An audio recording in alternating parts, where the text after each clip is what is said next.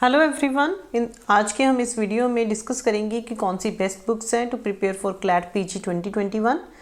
अगर आपको थ्योरी पढ़नी है, सबसे पहले आपने अभी स्टार्ट करना है, ठीक है। तो आपको क्या करना है, ठीक है। थ्योरी के लिए बुक्स मैं सबसे पहले आपको बताऊंगी। पहले तो आपने जैसे आईपीसी सब्जेक्ट है उसके लिए रतन लाल एंड धीरज लाल की बुक आपको पढ़नी है। उसके बाद पढ़ने के बाद आपने लास्ट में, तो आपके पास इतना टाइम नहीं होगा कि आप थ्योरी सारी पढ़ लें दोबारा फिर से, तो आपने लास्ट में बेयर एक्ट रेफर करना है, ठीक है। हर सब्जेक्ट का आपने लास्ट में बेयर एक्ट रेफर करना है, ठीक है। बेयर एक्ट में बेयर लैंग्वेज दी होती है, तो पहले तो आप थ्योरी पढ़ोगे तो अच्छे समझ आ जाएगा, उसमें से अपने नोट्स बना लेना, then refer to bare act in the last, ठीक है।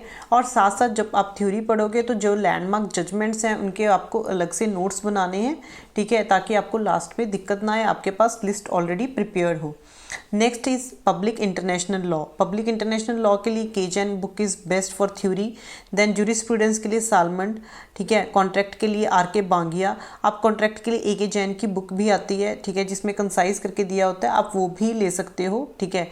I personally like that book very much. Then constitution की बुक, कॉन्स्टिट्यूशन के लिए मुझे बेयर एक्ट, आई थिंक कि बेयर एक्ट में से ज़्यादा पढ़ना ईजी रहता है कॉन्स्टिट्यूशन के लिए, ठीक है। आप उसमें से पढ़ सकते हो। और जो लेटेस्ट जजमेंट्स हैं, जितनी भी लैंडमार्क जजमेंट्स हैं कॉन्स्टिट्यूशन की, उसमें से काफ़ी क्वेश्चंस आते हैं, तो उसके लिए आप क्या कर सकते हो, या तो आप यूट्यूब पे बहुत वीडियोस दी हुई हैं, आप वो भी देख सकते हो, ठीक है। या फिर आप एक ए के जैन की बुक आती है, उसमें भी अच्छा दिया हुआ है कॉन्स्टिट्यूशन का जो पार्ट है, ठीक है, कंसाइज करके, आप उसमें से भी रेफर कर सकते हो।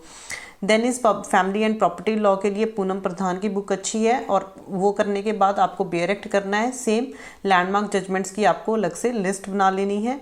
देन एडमिनिस्ट्रेटिव लॉ के लिए पी मैसी की बुक अच्छी है, ठीक है। कोई भी चाहे आपका सब्जेक्ट है, आपको लास्ट में बेयर एक्ट आपको रिवाइज करना है, उससे आपको लास्ट में एग्जाम में सही रहेगा रिवाइज करना।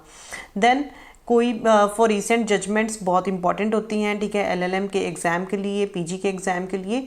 तो आपको जितनी भी रिसेंट जजमेंट्स हैं, लैंडमार्क केसेस हैं, आपको उसके लिए क्या करना है, you can refer to any good YouTube videos, ठीक है। मैंने भी बनाई हुई है काफ़ी यूट्यूब वीडियोस, उनका मैं लिंक डिस्क्रिप्शन बॉक्स में दे दूँगी। अगर आपको कोई और वीडियोज़ अच्छी लगती हैं वो भी रेफ़र कर सकते हो, ठीक है। Choice is yours.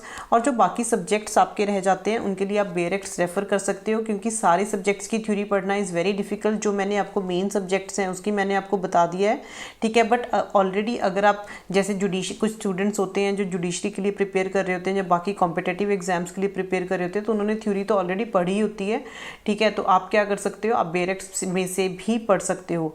बट इतना याद रखना कि आपको नोट्स बनाने बहुत ज़रूरी हैं। अगर आप नोट्स नहीं बनाओगे तो लास्ट में आपको बहुत ज़्यादा दिक्कत होगी।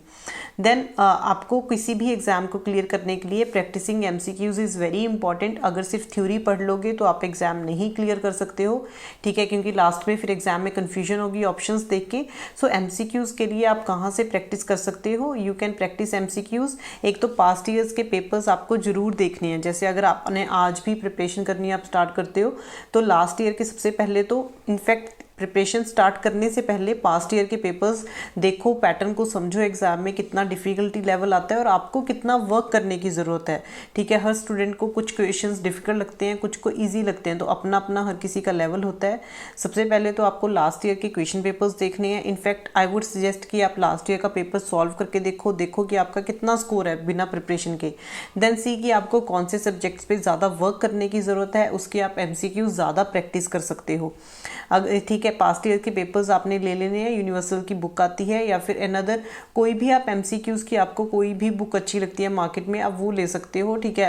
ए के जैन की बुक भी आती है MCQs पे, आप वो भी रेफर कर सकते हो। बाकी मैंने काफ़ी वीडियोस बनाई हुई हैं, ठीक है, पब्लिक इंटरनेशनल लॉ के MCQs पे, लॉ ऑफ टॉर्ट्स पे, कॉन्स्टिट्यूशन पे, आप वो रेफर कर सकते हो, ठीक है। बाकी हिंदू लॉ पे भी वीडियोज़ हैं, ठीक है, IPC पे, कॉन्ट्रैक्ट पे, उनका लिंक मैं डिस्क्रिप्शन बॉक्स में दे दूँगी आपको, ठीक है।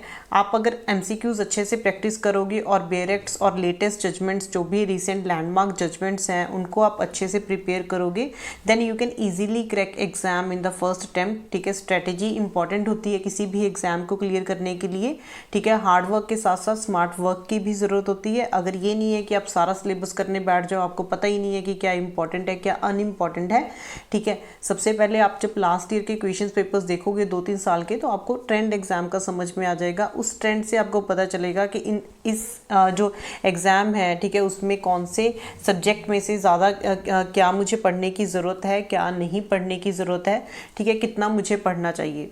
So this is the video. I hope आपको ये वीडियो हेल्पफुल लगा, ठीक है। आपको वीडियो हेल्पफुल लगा तो मुझे कमेंट बॉक्स में ज़रूर बताना। Thank you guys for watching the video. Bye bye, take care.